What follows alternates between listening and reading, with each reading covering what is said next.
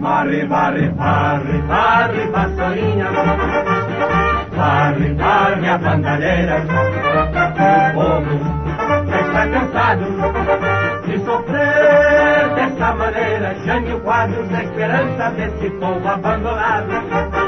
Jânio Quadros é certeza de um Brasil moralizado. Alerta, meu irmão, vassoura conterrâneo. Vamos vencer com Jânio.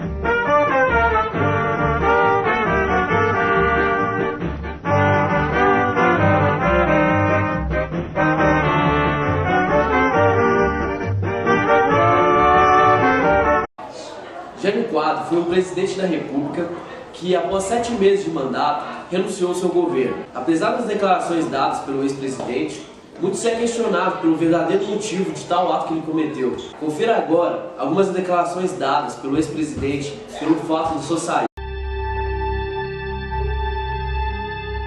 Quem sabe se as pressões que eu sofri até o 25 de agosto, estas insuportáveis, pelo menos para minha honra. O senhor chamou inclusive de forças ocultas. Não, senhora, nunca usei essa expressão. Ah, então inventaram, então deram ao senhor essa expressão. Dona Gabriela, eu estranho que a senhora não tenha lido o documento da renúncia. Confesso que eu tomei conhecimento Porque mais nesse tarde, documento... presidente. Não, esse é um documento histórico. Eu acuso as forças de terríveis. Ocultas por quê? Se estavam na minha cara e estão na cara de todos. Então não é possível identificar as forças internacionais que ameaçam ocupar o Brasil e as poderosas forças nacionais, políticas e socioeconômicas, as quais eu não convinha como presidente, porque sou e era um homem livre. Jânio Quadros morreu no dia 16 de fevereiro de 1992, aos 75 anos. E somente o seu neto ouviu sua sincera confissão sobre os seus motivos que o levaram à renúncia. Como é mostrado no seguinte trecho, exibido pelo Fantástico. Você vai saber agora por que o presidente Jânio Quadros renunciou. Apenas 8 meses depois de ser eleito, com uma votação espetacular, o presidente surpreendeu o país ao abandonar o poder. A renúncia se transformou num enigma que Jânio desvendou pouco antes de morrer. Somente uma testemunha ouviu a confissão final do ex-presidente. Mas não gostei um processo que teria deixado sem despachar. O maior.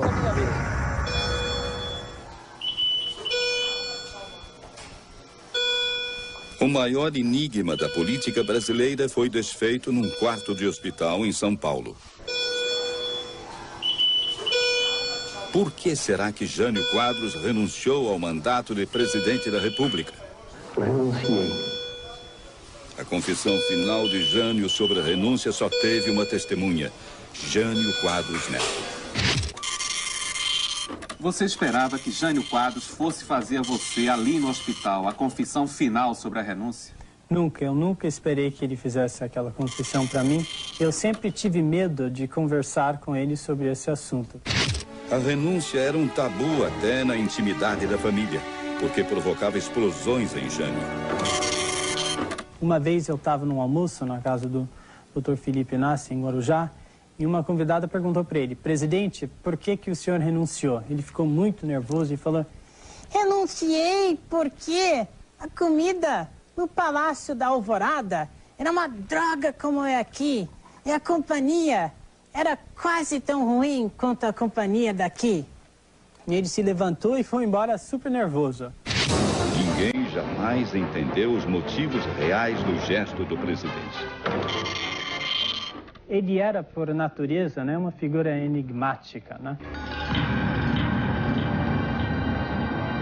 Internado no hospital em São Paulo, às portas da morte, o ex-presidente Jânio Quadros resolveu contar tudo ao neto. A conversa mais importante que eu tive com ele na minha vida. A data da confissão, 25 de agosto de 1991, exatamente 30 anos depois da renúncia que abalou o país. Primeiro, Jânio disse o que significava para ele ser presidente do Brasil. Perguntei para ele, então por que todos querem ser presidente, né? Aí ele falou, é a suprema ironia. De um lado é um inferno, mas do outro é melhor do que ter um orgasmo. Jânio Quadros Neto escreveu o que ouviu. A minha renúncia era para ter sido uma articulação. Eu nunca imaginei que ela seria de fato aceita. Tudo foi muito bem planejado e organizado. Por exemplo, eu mandei o vice-presidente João Goulart em missão oficial à China. O lugar mais longe possível. Assim ele não estaria no Brasil para assumir o meu lugar ou fazer articulações políticas. Eu acreditava que não haveria ninguém para assumir a presidência.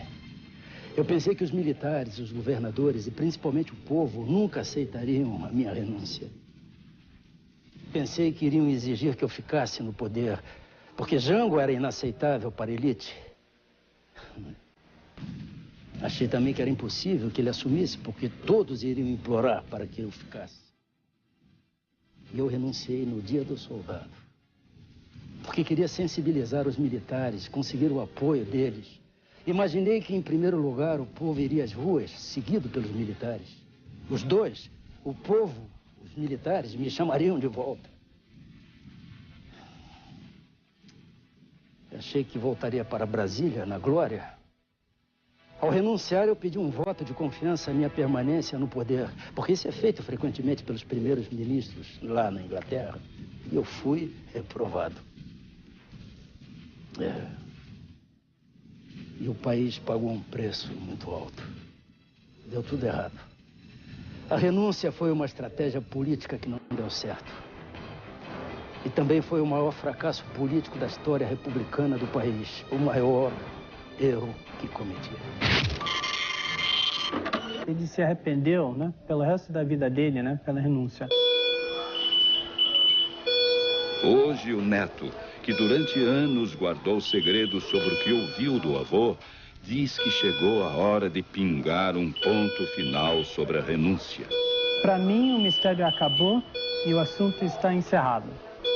6 meses depois de fazer a confissão, Jânio morria no dia 16 de fevereiro de 92, aos 75 anos de idade.